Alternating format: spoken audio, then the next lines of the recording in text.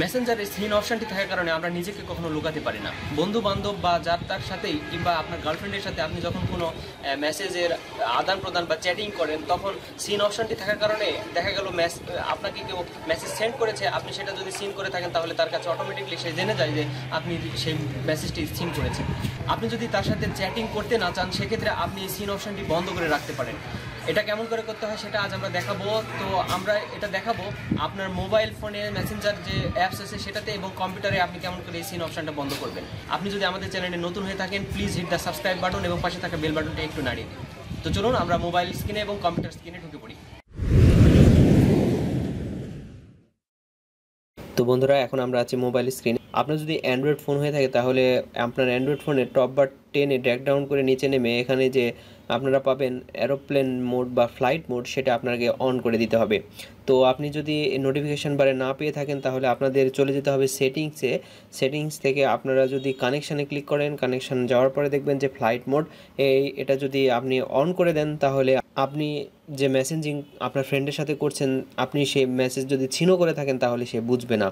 তো এক্ষেত্রে একটা সমস্যা হচ্ছে, আপনি যদি ওয়াইফাই কানেকশান না থাকে, আপনি যদি সিমে যদি মোবাইল ডাটা ব্যবহার করেন, সেক্ষেত্রে আপনার এই ট্রিক্সটা কাজ করবে না। তো সেক্ষেত্রে আপনাদেরকে কাজ করতে হবে, যদি আপনার পিসি থাকে তো পিসিতে আপনি সেটা করতে পারেন।